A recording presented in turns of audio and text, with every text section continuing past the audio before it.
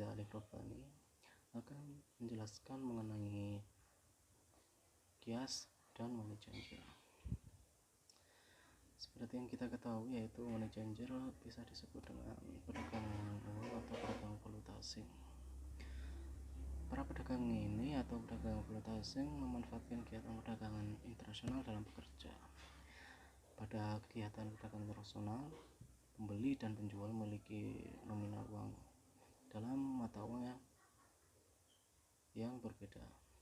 Oleh karena itu, si pembeli membutuhkan kepemilikan atas mata uang yang digunakan penjual agar ia bisa melakukan transaksi jual beli.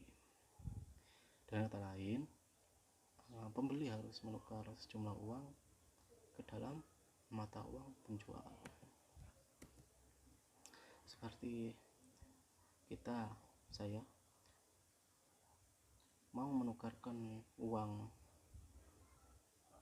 dolar saya ke mata uang rupiah, jadi saya melakukan transaksi membeli mata uang rupiah itu.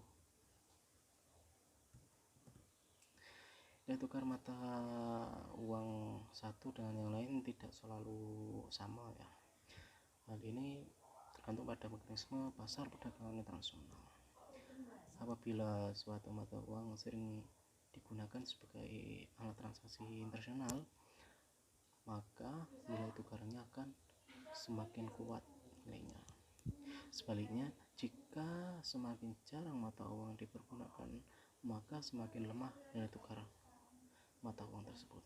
Seperti yang terjadi baru-baru ini, yaitu nilai mata uang rupiah semakin mahal ya, menyentuh angka 16.000. Itu dikarenakan arus pertukaran mata uang asing ke rupiah itu sangat tinggi, menjadikan kurs mata uang rupiah ini melemah sampai mencapai 16.000 ya.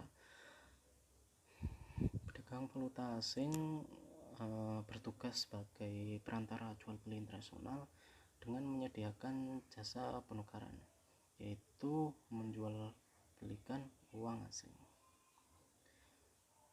Fungsi perdagangan mata uang asing ini juga sebenarnya dilakukan oleh bank yang berstatus sebagai bank devisa.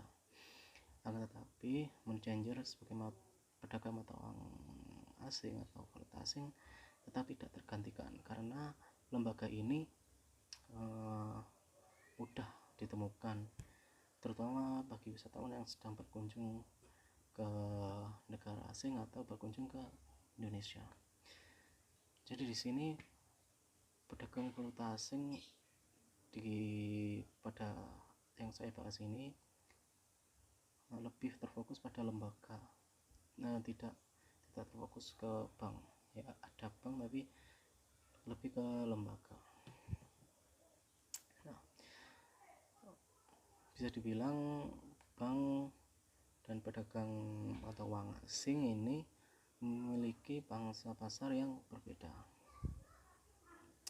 Jika bank mengutamakan jual beli valuta asing dalam jumlah besar, dan lembaga pedagang mata uang asing ini biasanya digunakan orang untuk menukarkan valuta asing dengan jumlah yang kecil.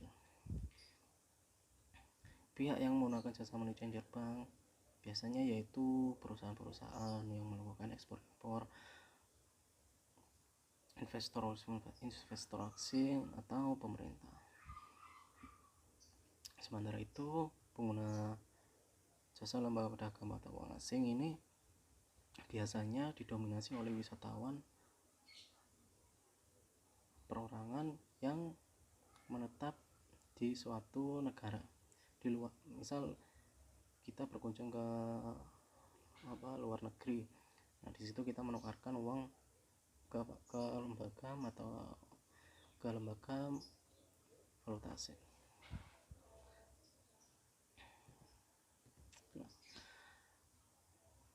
Pedagang mata uang asing mengambil keuntungan dari kegiatan jual beli valuta asing dengan menyesuaikan nilai tukar.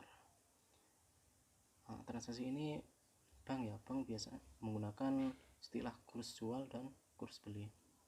Kurs jual yaitu pada saat bank menjual dan nasabah membeli. Kurs beli yaitu pada saat bank membeli dan nasabah menjual.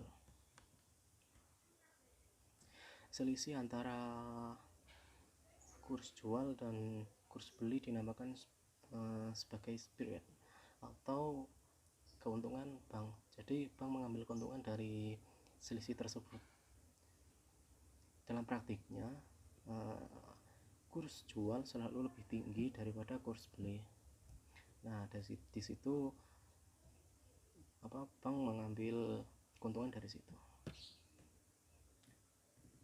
Kemudian kita beranjak ke pengertian kias, yaitu kias secara bahasa bisa diartikan mengukur, membandingkan suatu dengan suatu yang lain, atau dalam pengertian istilah yaitu suatu usaha untuk mengkategorikan suatu makna cabang ke makna pokok, karena makna cabang ini memiliki kemiripan dengan makna pokok. Menurut jumhur ulama bahwa kias dapat menjadi sumber syariat bagi amal perbuatan manusia dan berada pada tingkatan keempat dari dalil syar'i.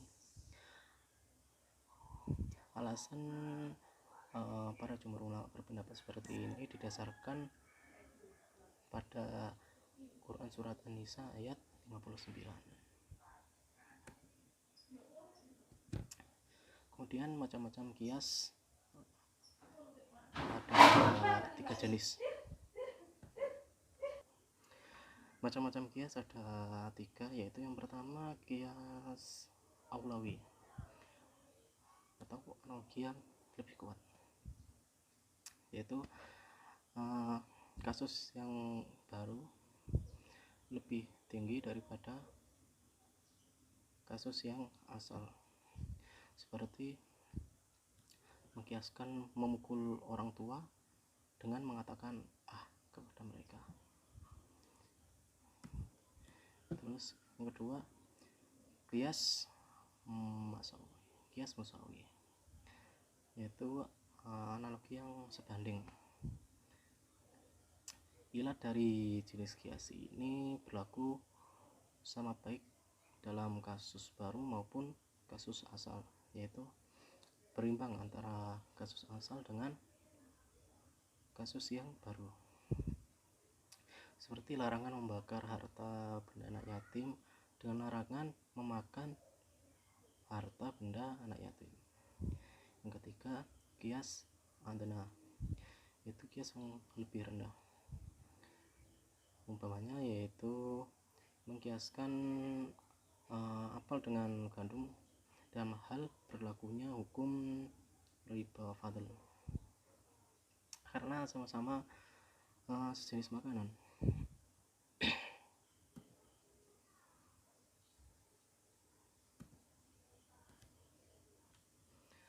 Kemudian berlanjut ke kita mengkritisi antara kias dengan money changer ini. Kegiatan transaksi money changer ini dianalogikan dengan pertukaran gandum dan barang sejenis seperti pada masa Rasulullah SAW. Diriwayatkan dari Imam Muslim dari Ubadah bin Samit, Rasulullah bersabda, juallah emas dengan emas, perak dengan perak, gandum dengan gandum, syair dengan syair, kurma dengan kurma, dan garam dengan garam dengan syarat harus sama dan sejenis serta syarat tunai. Jika jenisnya berbeda, juallah sesukamu jika dilakukan secara tunai. Berdasarkan hadis ini yaitu Rasulullah memperbolehkan menukar barang yang jenisnya berbeda.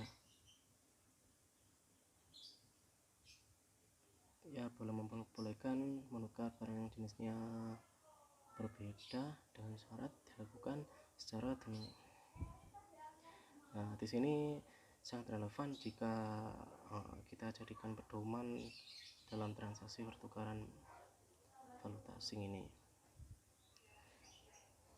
Telepon money changer ini jika dilakukan secara tunai atau bahasa sekarang yaitu on the spot. Dan Rasulullah melarang jual beli dengan emas dengan perak jika dilakukan secara tidak tunai atau piutang. Nah, itu tidak boleh. Jadi misal menjual emas dengan emas, maka dilakukan secara kontan, dan emas dengan perak harus dengan kontan.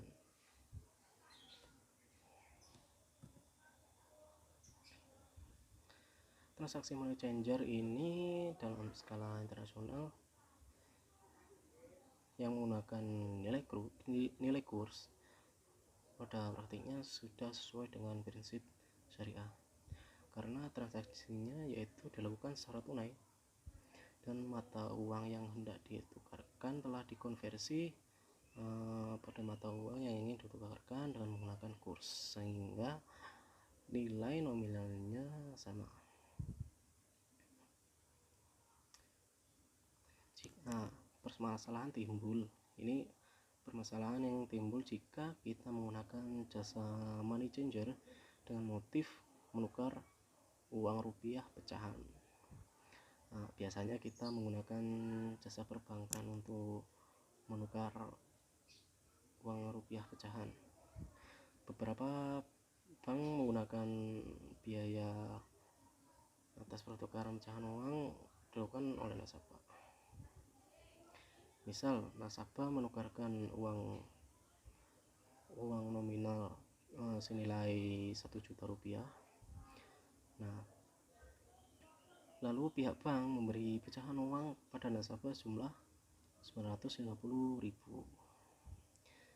Nah, biaya yang dikenakan atas pertukaran uang tersebut yaitu sebesar 50.000. Jelas ini bentuk riba karena nilai nominalnya tidak sama. Dalam hal apapun, dalam alasan apapun ya, ini tidak dibenarkan. Untuk menghindari hal semacam ini, kita hendaknya menggunakan jasa bank yang berstatus sebagai devisa agar nilai tukar mata uang yang kita tukarkan tidak turun.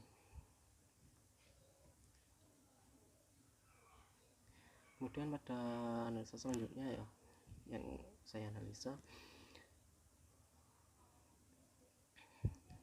yang sering kita jumpai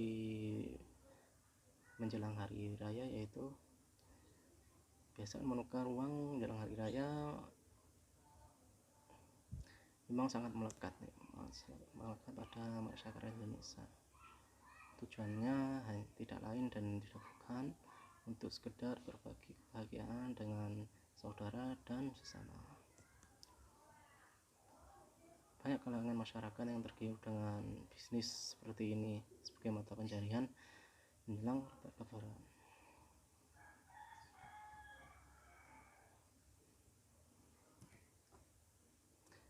Nah, permasalahannya di sini. Transaksi seperti ini ya termasuk jenis riba fadl. Uang kertas masuk barang ribawi, seperti sebagaimana yang dikemukakan oleh kalangan ulama Malikiyah dan Syafi'iyah. Menurut mereka, kehallaman pada emas dan perak adalah digunakan sebagai mata uang, alat tukar, dan uang kertas pada masa sekarang ini digunakan sebagai mata uang. Bahkan menurut ulama Hanafiyah, semua yang dapat ditakar dan ditimbang adalah barang ribawi. Tidak boleh ada perbedaan dalam pertukaran barang sejenis di dalamnya.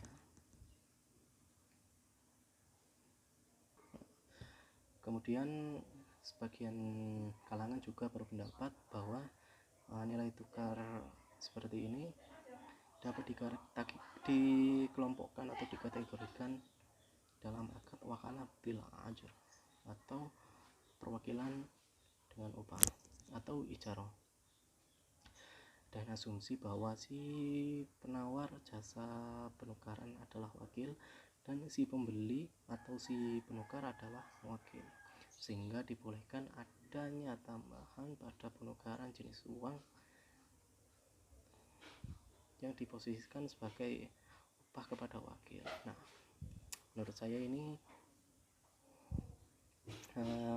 kurang tepat atau bisa dikatakan tidak tepat, karena dalam akad wakalah upah harus jelas di awal akad, tidak boleh berubah setiap waktu. Bahkan sebagian ulama tidak membolehkan memakai persentase, harus memakai nominal yang jelas. Nah, di sisi lain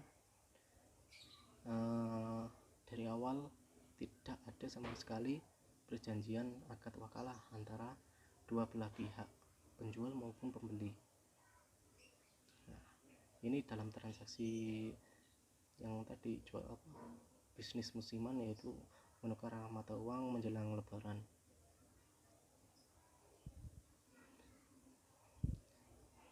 Selain ya itu perjanjian wakalah antara dua belah pihak, penjual maupun pembeli.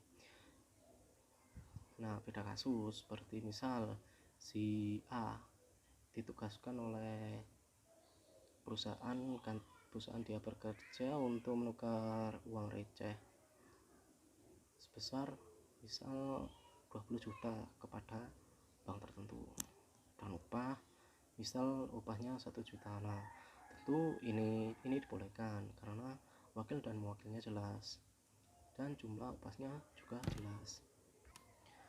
Nah, solusi dari kasus seperti ini yaitu kita harus menjauhi tukar uang seperti ini. Jika memang ingin menukar uang, datang ke bank, karena bank tidak memungut biaya sebesar pun. Misal kita menukar uang 200.000, yang kita dapat juga 200.000. Nah, atau jika kita malas mengantri atau tidak ada waktu, kita menggunakan akad wakalah bil ujrah dengan menyuruh satu orang untuk mengantri dengan memberikan upah setelah uang itu ditukar dan ke kita. Sekian dari saya, Iza Alifubani.